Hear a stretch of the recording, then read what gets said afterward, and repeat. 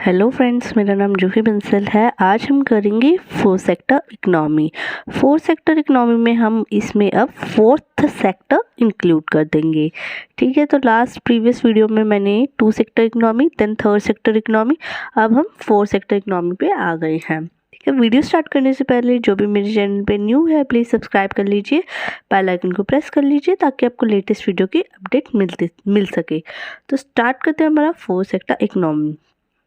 Fourth sector का मतलब fourth sector इनके अंदर इंक्लूड है।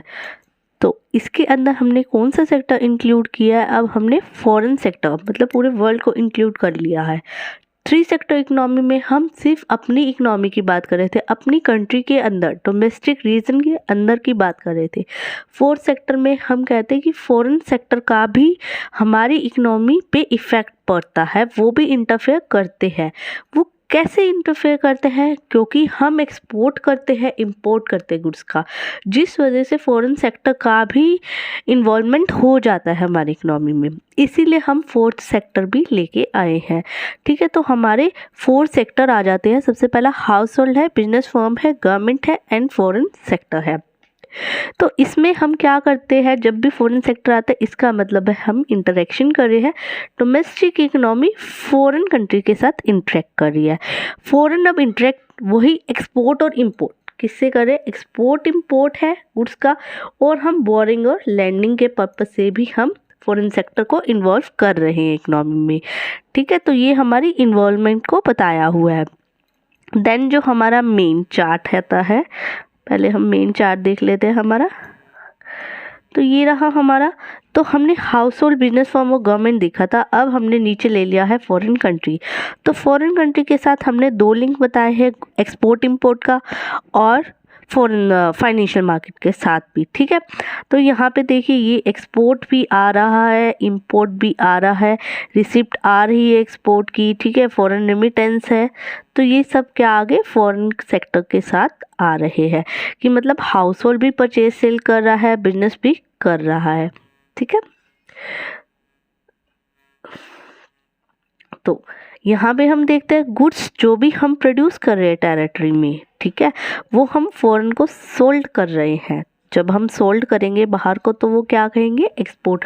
और जब यही डोमेस्टिक कंट्री परचेज करेगी तो हम उसे कहेंगे इंपोर्ट। तो जब हम एक्सपोर्ट करेंगे तो जो है मनी फ्लो होगा, तो यहाँ पे फ्लो टू डोमेस्टिक फर्म। ठीक है, यहाँ पे फर्म आएगा।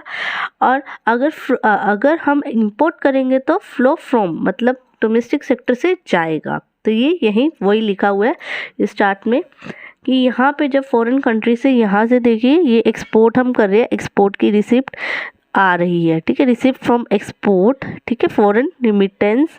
ठीक है, export of man power, payment of for import, यानी कि बिजनेस फर्म ने कुछ इंपोर्ट किया इसीलिए पेमेंट कर रहे हैं, और फॉरेन सेक्टर ने कुछ एक्सपोर्ट किया था तो उसकी रिसिप्ट मिल रही है फॉरेन कंट्री से बिजनेस फर्म को। तो ऐसे ही हाउस होल्ड है, एक्सपोर्ट कर रहा है, अपना मैन पावर दे रहा है, सर्विसेज दे रहा है, और फॉरेन रिमिटेंस उन्हें मिल रही है। ठीक है, आगे देखते हैं। अनदर मेथड आ गया हमारा फाइनेंसिंग का। अब यहाँ पे हम बात करें फाइनेंसिंग की। यहाँ पे किसकी बात करें? फाइनेंसिंग की। मतलब हम बोरो भी करते हैं, लैंड भी कर रहे हैं फाइनेंशियल मार्केट से। जैसे कि हमने तीनों सेक्टर में देखा था, टू सेक्टर में भी, थ्री सेक्टर की सेक्टर फाइनेंशियल मार्केट भी है। तो फॉरेन कंपनीज भी, फॉरेन कंट्रीज भी फाइनेंशियल मार्केट में करती है। वो कहते हैं जब ट्रेड सरप्लस होता है। ट्रेड सरप्लस होगा कब? जब हमारा एक्सपोर्ट क्या होगा? ज़्यादा होगा इंपोर्ट से। तब क्या होता है? ट्रेड सरप्लस होता है ना, तो जब कैपिटल आउटफ्लो होता है। कैसे होता है? फॉरेन क्या करेंगे? अब बोरो करेंगे, क्योंकि हमारे पास ज़्यादा है। तो अब क्या करेंगे? फॉरेन क्या करेंगे? बोरो करेंगे डोमेस्टिक सेवर से। ठीक है, वो क्या करेंगे? एक्सपोर्ट करेंगे ज़्यादा से ज़्यादा। ठीक है, दूसरी तरह अगर इंपोर्ट सरप्लस है या ट्रेड डेफिशिएट है तो हमारी कंट्री बोरो करेगी बाहर की कंट्री से।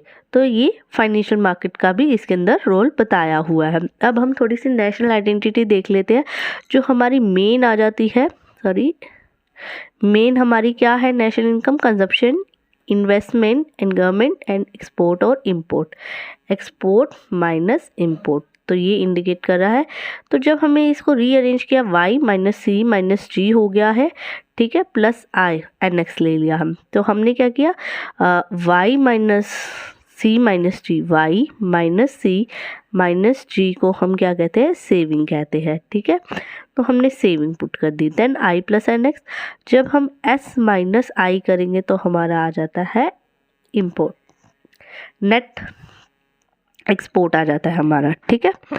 तो ये हो गई नेशनल इनकम आइडेंटिटी। तो इसी के साथ हमारी फॉरेन सेक्टर का भी रोल हमने देख लिया है कि फॉरेन सेक्टर इंक्लूड होता है तो कैसे आउटफ्लो इनफ्लो हो रहा है, कब मनी आती है कब मनी जाती है, आउटफ्लो हो रहा है इनफ्लो हो रहा है, और financial sector financial market include होती है तब क्या होता है, ठीक है। तो इसी के साथ हमारे सभी सेक्टर आ गए हैं इकोनॉमी के। 2 सेक्टर इकोनॉमी भी हमने कर लिया जब हाउस होल्डर फर्म है। देन 3rd सेक्टर हमने गवर्नमेंट भी ले लिया है, अब हमने 4th भी ले लिया है, ठीक है। तो इसी के साथ वीडियो भी हमारी ख़त्म होती है। वीडियो अच्छा लगे तो लाइक एंड सब्सक्राइब जरूर करें। Thank you.